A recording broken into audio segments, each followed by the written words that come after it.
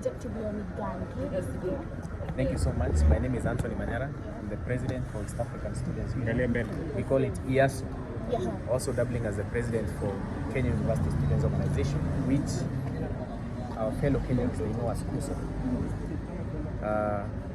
Today, I believe it's a very historic day in our country because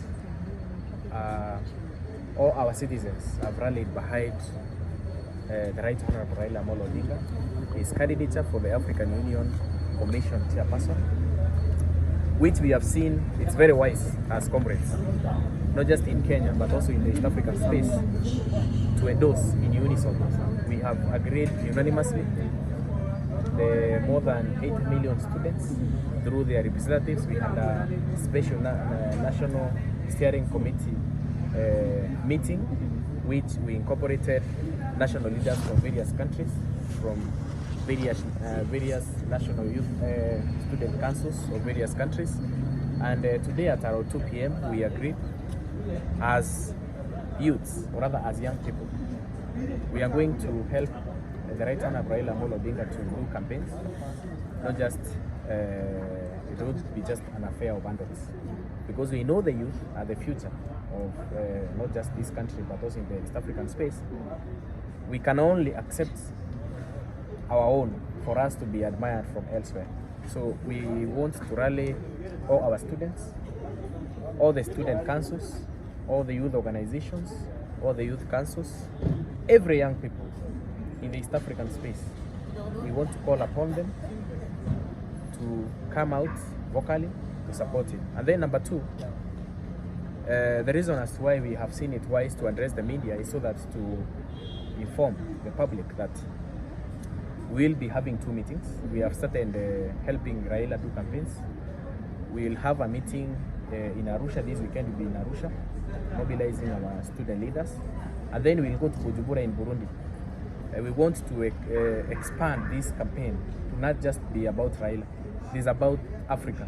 We want Africa which is united, which is progressive, which is inspiring, and it is creating opportunities for the youth.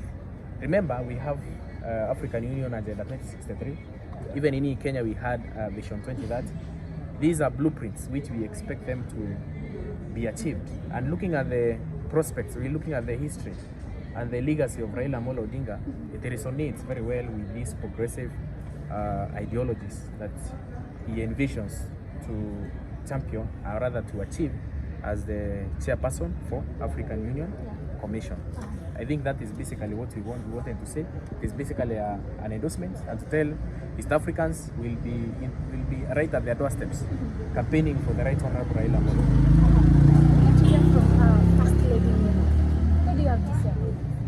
Thank you very much, Kenyans. My name is Naima Sheikh Abdikadir, Commonwealth Youth Council nominee for Vice Chair Inclusion and Engagement. And tonight I just want to rally behind our father, the father of democracy. As a Pan-Africanist, as a daughter of Raila Odinga, I've campaigned with him, and I've had the opportunity to interact with him one-on-one, and I want to just give my support, whether it is expertise, whether it is with experience, whether it is with talking to the young people. We are ready for the campaign. It has the president has kickstarted it today. We have seen several head of states in our country today.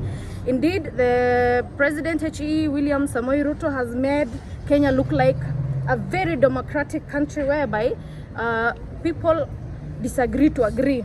And this is the Kenya we want. So we are here to ensure Raila that we will fight tooth and nail and ensure that he is the AU chairman.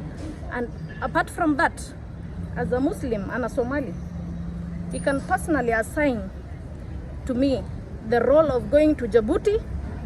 I can speak to Mahamud on behalf of H.E. Raila, the Right Honorable Raila Odinga, to step down for Baba, because Baba and him can never be on the same level.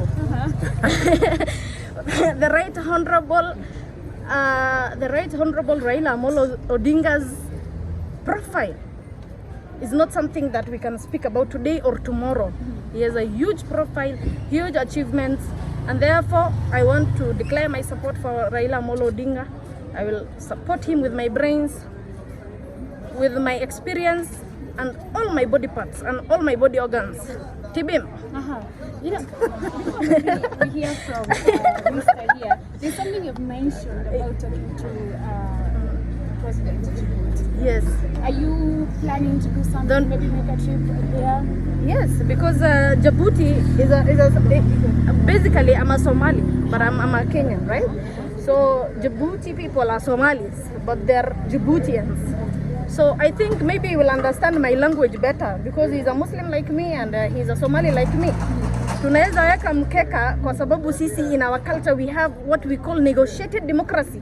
So we can call on board wazee or Somalia because even we have seen former foreign minister ule mama wa Somalia ali step down for Raila. So who is Mahmoud not to step down for our enigma?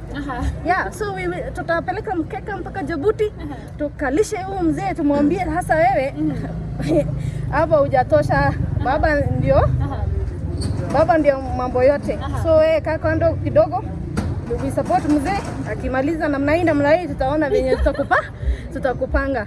Ndio hivyo sasa. Lakini kuna kitu tu tunataka kujua sababu umesema if Raila gave you that role, yes, you will do it. Yes. But now the question is, do you really have to wait for Raila to give you that role? No, you know, as a young person, hii ni kujituma. Okay. Sisi tunasemanga as young people, form ni kujituma. So mimi najituma mpaka Djibouti. Raila does not have to send me. He does not have to give me air ticket. We will lobby here and there. Power is taken and grabbed. So we must ensure this seat comes back to Kenya because I'm a patriotic Kenyan. By fire, by bullet, by everything. We will ensure, that's just on a light note, that this ikitu irudi Kenya. How do we ensure this? We as citizens and as young people, as promising leaders, we need to take steps. Sio lazima uongoje kiongozi akwambia atienda hapo ni hata kama my efforts will not bear fruits, I will still try because you know, a risk taken is better than no risk at all. So Djibouti is probably your next stop. Djibouti is definitely my next stop. And I'm going there after Bujumbura. Yes, after Bujumbura and Arusha, Djibouti is our next, to ensure that Mahmoud has stepped down for one enigma, Raila Amolo Odinga. Kabisa. Right. Thank you. Maybe introduce yourself. My name is Elvis Otieno, alias the East. I'm the President Technical University of Mombasa, the only university at the sea level. I'm also doubling up as the spokesperson, the Secretary General of Kenya University Student Organization, the spokesperson of another country on itself, the Comrades country. Actually, as I speak, I have a vote for Raila because I'm a president and I'm leading Comrades. That's a country in itself. Thank you. For today, I'll just address as a scholar of geopolitics. It is a great day for this country. Today we have a lion of Africa. Mine will be short and brief. I want to give those people, the Asian tigers, the Panthera of Europe, that you have the lion of Africa that is now called Baba. For now, we'll rally as the Comrades country. We won't sleep up to today to make sure that Baba wins with a landslide victory. Why do we say that Baba deserves this? With the experience of the democracy, and he has even served as the head of the infrastructure across the Africa. We can't compare. All these are juniors. Keep ready and be ready for a landslide victory. Thank you. We get to hear from Anthony. I have two more questions before we finish. Since Baba is going for this position, the AU Chairmanship, probably what should students specifically expect from him? First of all, I would like to say that this candidate of Raila is not just about himself. As you have seen, the country itself, including our president, William Samoei Ruto, they have made it a national affair. They have even invited various presidents. International affair. They have invited presidents, and even as we speak, I've received so many calls from very senior people in different governments, and also they want to influence their president also, even from the western region, that is the west of Africa, from the southern parts. We want this candidature to be all about Raila Amolo Odinga. Remember, apart from Olusegun Obasanjo, there are only two people in Africa who look like the father figure. There's Obasanjo and there's Raila Odinga. Us as students, we'll make a stand that whatever voting is being done this time round, watu wanasemanga ati kura ya baba inaenda ikiibiwa. But trust me you, yes, this is a strict warning. Afadhali sisi wote we facilitate our students tuwaweke kwa buses, tunaenda kuchunga hiyo kura hadi sababu tutakuwa agents wa hiyo kura, tuhakikishe ya kwamba baba amepata hiyo kura. This is the first time we are closest to power, and trust me, we will get it. Yes. Now, maybe a final question from me. So today we've been having a couple of trending videos of university students who have been caught cheating in examples. Yeah. As a student leader for the longest time ever. What do you, I don't know, come on, defend comrade. Niliona hiyo maneno. But trust me, you, Shiko, you will tell me that cheating is very tempting. And it's not a sin, but it is, how do I say, legally, it's something which is not supposed to happen. As KUSO, we don't support cheating, but sometimes we try to help students who universities use very draconian policies to punish those students. Sometimes they even expel students for more than 2 years, which is going overboard. But what I saw online was very disheartening and very discouraging, because it is very wrong to video, or rather to take a video of a student who is involved in cheating with those things, because you are destroying the character of that student. Remember, we are in the universities to get ourselves a better future, right? To assure ourselves a better future. Now, when you do that kind of video, it is disparaging and it is destroying the character of that student, making that student, the chances of that student getting even a job becomes very much reduced. It is a sin, yes, but keep it between. Why do you subject a student to a disciplinary committee and punish them? Actually, videographing them and putting it in public is even the worst kind of punishment you can do to a student. Afadhali hata umpe miaka 5 akae nje kuliko kumchukua video, because Kenyans have seen this is a student who is half-baked. Na unajua sasa yule mwanafunzi ataambiwa arudi hiyo exam apate retake or supplementary or whatever it is, na tena si sura yake itakuwa imepatikana na atakuwa ameonekana amefanya, jamani, that was not right. So we want to say, next time a lecturer tries that, as KUSO will take a stand, we are also going to expose all those lecturers who have been privately being involved with female students or vice versa. All those kind of things which have been happening behind the scenes. You know, it's all about the character. So I will just want to tell lecturers and universities, we'll send a circular to all universities, vice chancellors. They should be able to give a directive to their lecturers that this kind of behavior is unacceptable. Hiyo ni kuharibia wanafunzi maisha yao na si poa. It's like telling someone to expose themselves because they are maybe not using condom, which are majorly supplying in our institutions. No. These are private issues, you know. There are things you are supposed to put public and others you are not supposed to put public. What we saw online was very bad, and we condemn it using the highest terms possible. So this means the student leader probably next time we're going to take a step against maybe lecturers. We will strip naked that lecturer who will try that bullshit again. Trust me. Mtu ajaribu tena kuchukua wanafunzi picha aweke social media. Trust me, hiyo lecturer tutamuendea mahali atakuwa. This is a strict warning and we will do it. It is wrong. What they did, it's wrong. It is punishable. It is demonic. It is evil. Mwanafunzi akiiba, kwani ameua mtu? Si anapitia disciplinary committee, right? Na anapelekwa nyumbani, sijui anapewa 2 years or 1 year, whatever it is. Everyone does a sin. Wakati mwingine unaiba sukari, wakati mwingine chumvi. Are you killed for that? Really? You have not, I mean, theft is not murder, right? We are not really encouraging cheating. But taking videos of those students was wrong. You are jeopardizing their future. You are suppressing their voices. You are doing harm to their future, and it's not right. That is our stand. Yeah. With that said, maybe have you taken any step of maybe looking for the first who in those groups? We have written to the university. We want to get their details so that since already they have been castigated online, we want them to be pardoned so that they continue the exam that they did, itengenezo ingine, wafanye hiyo exam yao. Kumbuka medicine is a very tough course. It's just like architecture, which I did. These courses are very tough. It's not like taking, okay, I don't want to classify courses, but these students undergo a lot of stress. You know, these hard courses, they even cause students to have depression. I think parents who are watching, they know. Our wanafunzi, they don't even live normal lives. There are those even students who are sustaining their lives in campus through influence on drugs, which we try as much as possible to curb. So, undergoing such stress, pia ya kuwekwa online, that you are supposed to be a doctor. Yule daktari atakuoperate aje mwili na ukimwona 5 years ago kwa video. So, I don't think it's right. So we are going to take action. First of all, we have written to the university. Tomorrow, if they don't respond, then we will talk to the acting vice chancellor for the University of Nairobi, Hutchinson. We look for a solution. We want that vice chancellor. We want that lecturer who did that, or whoever the people who are involved in taking those videos. They have to go to proceed on leave. They have to leave. They have to.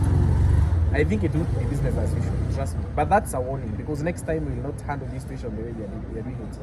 Ingekuwa ni even another university, this would even been a much easier game. We would have taken even a more radical way of solving the issue. And maybe pengine to Honorable Mo, concerning that issue, tuliona one of them was a Muslim lady mwenye aliambiwa maybe pengine anatumia dini pia kuiba, anavaiza mavazi ndio afiche vitu. So sijui unaweza sema nini kuhusu? Asante sana. The chairman has already highlighted on what has been going on, and I feel like this is the reason why we have laws at the university. We have disciplinary committee, we have the Senate to do this kind of, to solve this kind of issues. So, first of all, I want to condemn the lecturer who used religion, you understand, to show the world that, why do you, is it stereotyping or profiling? Yeah, why do you profile someone's religion because they have cheated? Okay, most of the people that were there were so many other different religions, but why are you specifically mentioning Islam? In our country, Kenya, we are living peacefully, we are coexisting, and I don't think it was necessary for the lecturer to mention dini ya mtu mwingine, because that was very wrong, because I'm sure tomorrow religious leaders will condemn this act, and this kind of lecturers sometimes make us think that they have not undergone professional, maybe hata yeye alikuja through cheating, because I'm like, why are you understand, you are a lecturer, you understand the law, you understand languages, you understand profiling, but you're here talking about someone's religion. So that is very wrong. We don't encourage students and young people to go the way of cheating, but we will ensure that any person or any lecturer that is, ruining the lives of young students and comrades by exposing them to the world, and very well, right now, the most dangerous weapon we have in this world is media. And once you kitu ishike viral, iende online, there is no way you can redeem yourself, because already you have been exposed badly. So this is destroying the reputation and the mental state of that person, because they will not have even a self-esteem to come and have coffee with us the next time, because they will feel they're lesser of, you understand, because of the criticism and stigma they will go through online. So we want to offer our support to those students. Personally, I'm ready to pay for their therapy, because they have undergone such a drastic and a dramatic evening or morning during that session. So we are ready to offer our support, and we tell them we are welcome. You can always, be given second chances in life. You are not a murderer. You have not done something ambayo inaweza kufanya ati you will be chased away from the society. So you're welcome, guys. We will ensure we reach out to young people. Yeah, that's what I was almost highlighting, that these lecturers, I think it is time for the Ministry of Education to come up with a program to train teachers and lecturers. Waende hapo KSG 4 weeks, wapigwe inahitaji training ingine kali, ndio wakikuja university they don't blabber. Wanasema, unajua kuna lecturers wengine they just because umefanya makosa anakuja anakuambia wewe, anakuongelesha vibaya. So I think we need this kind of trainings. Ministry of Education, we plead with you to, you know, ensure to come up with a program. Yes, wapelekwe training. Actually, generally, ndio wasikwe wana misbehave like that and behave like that. So KSG, they will welcome them.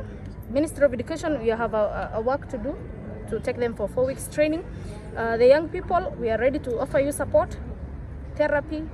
If you need a listening ear, you can always have a second chance in life. So yeah, that's it. That's all I can say. People, kuna watu wamefanya worse things and they still, you know, had chances in life. So yeah, we encourage them to take heart, be calm, make sure you don't get mental health problems. Just calm down. We'll find a solution as a body. Right. Thank you so much. Thank you so much, Chico and the team. You really play a big role and support the young people of this nation. So mubarikiwe sana na sana. Mbarikiwe pia. Asante sana. Thank you so much.